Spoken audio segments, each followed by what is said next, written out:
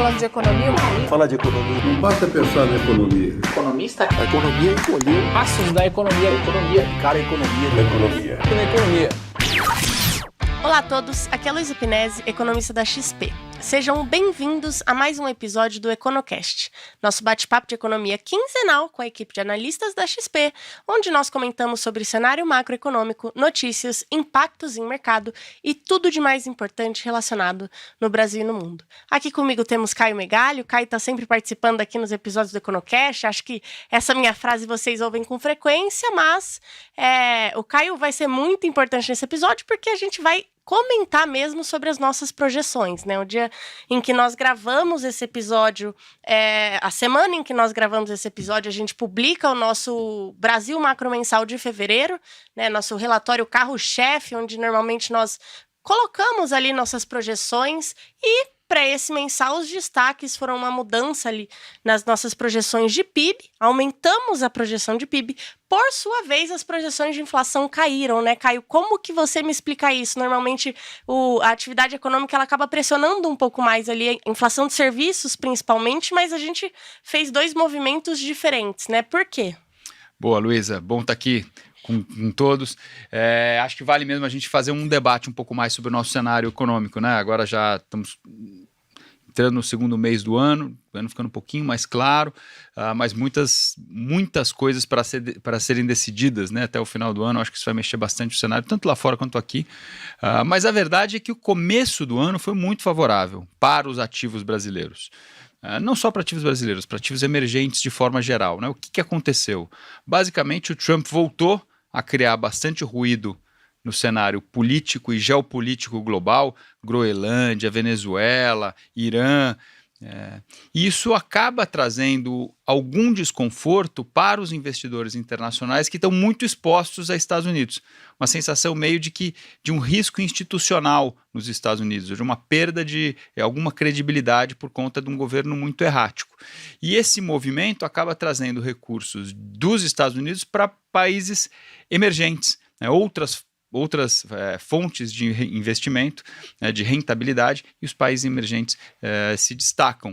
E entre os países emergentes se destaca o Brasil. O país está com um crescimento ok, inflação caindo, o Banco Juros Central altos. super independente, né, manteve os juros aqui mais firme quando precisava. Então, produz alimentos que o mundo inteiro consome cada vez mais, energia renovável. Então o Brasil, entre os países emergentes, acaba se destacando. E o que a gente assistiu em janeiro foi basicamente um forte influxo de capitais para o Brasil, e aí a Bolsa acelera, o câmbio valoriza, as taxas de juros caíram, né? O Banco Central o mercado passou a esperar que o Banco Central faça cortes mais intensos na taxa de juros. Foi um mês bem favorável. Primeira pergunta, isso vai durar ou não?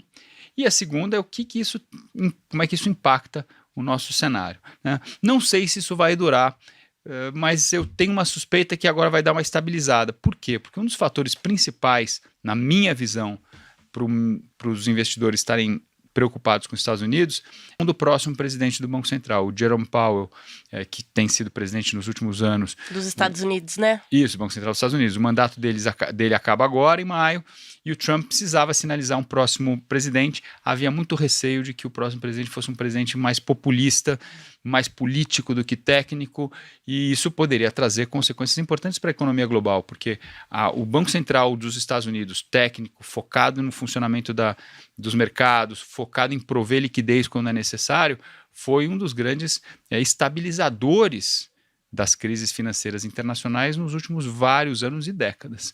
Então, um Banco Central americano mais político do que técnico seria um grande problema. Trump anunciou Kevin Warsh, que é um economista bastante bem formado, com muita experiência, inclusive no Fed, passou no Fed na época da crise de 2008. Que é muito bom, né? Porque já tem experiência com crises também. É isso, com crise, tem experiência com momentos mais tranquilos também. Desde então, trabalha em posições sêniores no mercado financeiro, ou seja, tem uma boa interlocução com o setor privado. Então, a nomeação foi muito boa. E eu acho que com essa nomeação boa, a depreciação do dólar tende a dar uma estabilizada e os mercados se estabilizam. Mas, dito isso, o que já aconteceu já traz um efeito positivo aqui para para a dinâmica da economia, né? Por quê? Porque câmbio mais valorizado reduz preços de importação e reduz outros custos da economia.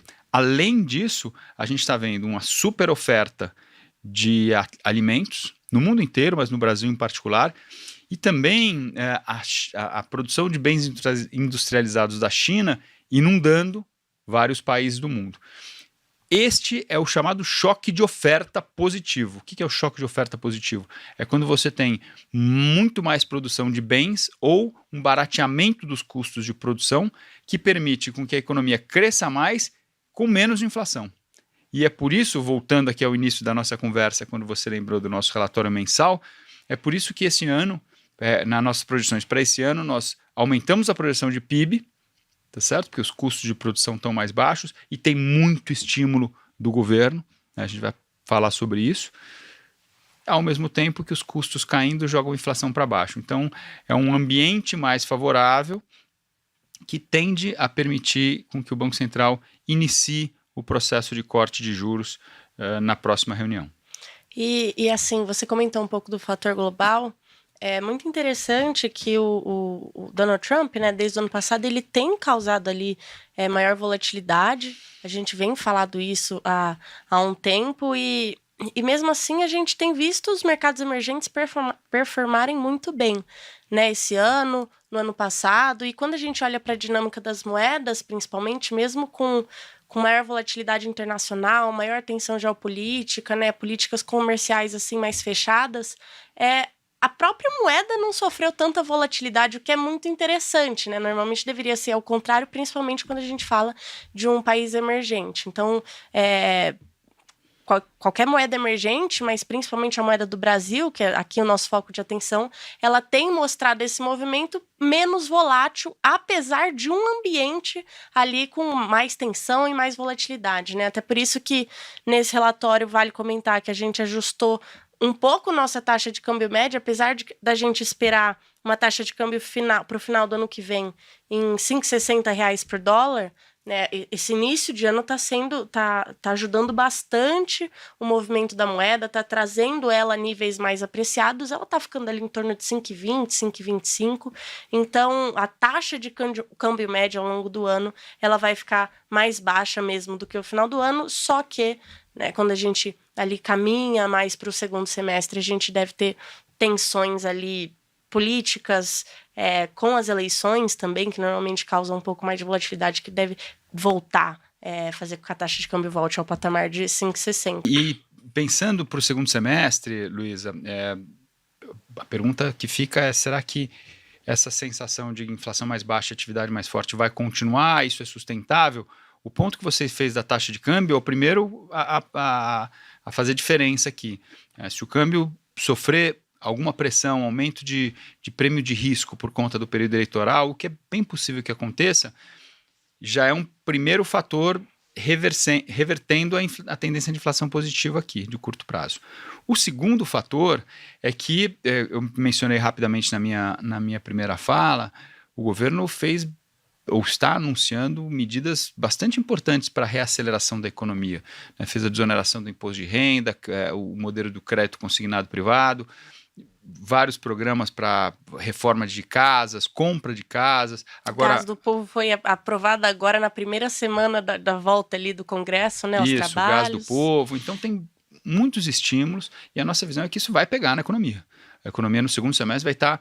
O segundo semestre do ano passado foi um pouco mais fraca a atividade, porque os juros estavam altos, etc. A gente acha que isso reacelera ao longo desse ano, o segundo semestre vai estar mais forte. Então, se o câmbio subir um pouquinho, segundo semestre mais forte de atividade econômica, e principalmente o fator climático, o El Niño, se isso acontecer mais cedo no ano, isso pode pegar a produção de alimentos aqui dentro. Então, aquele cenário de choque de oferta positivo desse início de ano pode se reverter para o segundo semestre, nada grave, mas que pode deixar o ambiente menos favorável ao Banco Central. Esse é o primeiro ponto. E o segundo é que ele, no segundo semestre desse ano, ele já vai estar olhando para 27. Como é que vai ser a política fiscal em 2027? Ora, a gente não sabe nem quem são os candidatos à presidência da República, muito menos qual vai ser a política fiscal que quem quer que ganhe vai implementar. Então, eu vejo assim, um curto prazo favorável, até isso está no nosso relatório, né? O título, se não me engano, da parte do editorial ali, da nossa opinião. Curto prazo favorável, inflação para baixo, atividade firme, fluxo de capitais, o Banco Central cortando juros, vai começar a cortar agora em março. Ele sinalizou isso claramente na última reunião do Copom. Ele falou, né, olha, dado que já aconteceu, meu cenário base é começar a cortar em março, então ele começa a cortar ali em março. Então, esse primeiro semestre, eu acho que a gente ainda navega bem. Vai virando para o segundo semestre, o ambiente vai ficando um pouco mais turvo, um pouco mais difícil de prever. Não necessariamente ruim, depende da evolução das discussões de política econômica, depende da evolução desses temas de choque de oferta que eu mencionei, especialmente a questão climática. Então, a gente vai ter que olhar como isso vai evoluir para frente. Mas, no curto prazo, a minha sensação é que os mercados ainda vão ficar até um pouco anestesiados, né? Com o mundo bem, eleições longe, os dados de curto prazo positivos, normalmente os investidores olham menos assim o detalhe e vão mais pela onda. Então surfam a onda do primeiro semestre, mas mantendo a postura cautelosa para o ano que vem. Então a mensagem que fica é ciclo de corte de juros à vista, mas cautela quando a gente olha para quão longo ele pode ser, né? Isso, assim, o nosso cenário é que ele corta 2,5 pontos, vai para 12,5 de Selic, que ainda é uma Selic alta, mas menos apertada que os 15. E a partir dali ele faz uma pausa para avaliação, né? Ver como é que vai ser essa evolução, todos desses fatores que eu mencionei no segundo semestre. E aí toma a decisão de se vai conseguir cortar um pouquinho mais os juros ou não, né? Então acho que esses temas todos vão estar em pauta. E tem um outro fator que a gente não mencionou aqui, Luísa, que eu acho que vale a pena comentar, que é a dinâmica das despesas públicas. O fiscal não está resolvido no Brasil. A gente vê despesas crescendo mais do que receitas, o governo tendo que aprovar medidas e mais medidas de aumento de impostos, aumento de carga tributária. Algumas inconsistências de curto prazo, por exemplo, os benefícios sociais estão formando fila. O governo não está atendendo, né, tempestivamente todo mundo que tem direito ao benefício social. Essa fila diminui um pouco o gasto no curto prazo, mas gera uma pressão para frente. Na hora que você põe o cidadão para dentro do sistema, não só você passa a pagar esse benefício social, como paga retroativamente no período que ele ficou na fila. Então você pode ter um aumento de despesas lá na frente que podem ser difíceis de serem equacionadas. Ninguém está olhando muito nisso no detalhe agora, porque, de novo, o ambiente está positivo, eleições são só lá na frente, ninguém espera um ajuste fiscal em 2026. Então, ok. Agora, em algum momento, essa discussão vai voltar, muito provavelmente ali ao longo do segundo semestre do ano que vem, quando a gente estiver elaborando a peça orçamentária para 27 e quando os candidatos à presidência tiverem mais... a gente tiver mais clareza de quem são os candidatos à presidência. É interessante que hoje quem dita ali mais os movimentos do mercado está sendo o fluxo de investidores gringos, né, aqui. Então, todas essas questões domésticas, por mais que não tenham mudado muito, elas acabam ficando de lado, como você falou. Mas realmente a partir do semestre que vem, né, com o andar ali da carruagem, a gente deve voltar a ver questões fiscais, principalmente, porque dívida pública segue aumentando muito, né, apesar... Você comentou já, mas o governo cumpriu a meta no passado, vai cumprir esse ano e deve cumprir no ano que vem, né? Mas tem uma série de despesas que são excluídas da meta ali a fim de cumprimento e, na verdade, o que a gente devia ver deveria ser o resultado primário total, né? E como a gente acaba não considerando isso, a gente acha que a dívida pública vai estabilizar, mas não vai, porque no final ela vai continuar aumentando, o déficit continua ali pressionado, né? Então a gente acha que realmente, a partir do segundo semestre, isso vai ficar mais enfático, né, para as pessoas. Você estava lembrando uma frase antiga que dizia o seguinte: é só quando a maré baixa que a gente sabe quem está nadando pelado. Enquanto o cenário internacional está favorável, abundante de recursos, a maré está alta. Então, os detalhes, quem está com mais dificuldade ou menos, não aparecem muito. Todo mundo, né, todo mundo navega nessa maré alta, né? A maré alta vai colocando todos os barcos para cima. Não acho que o Brasil esteja nadando pelado. A gente tem assim estruturas, né, o Banco Central independente, meta de inflação bem colocada, a inflação que caiu recentemente, investimento em diversos setores da economia. A gente vê muitos investidores internacionais procurando alternativas de investimento, aí não financeiro, investimento físico mesmo, né, em setores acontecendo. Agora, essa questão fiscal é delicada. Ela não faz preço até fazer. Então a gente vai ter que acompanhar de perto. Em algum momento, essa discussão pode voltar a aparecer.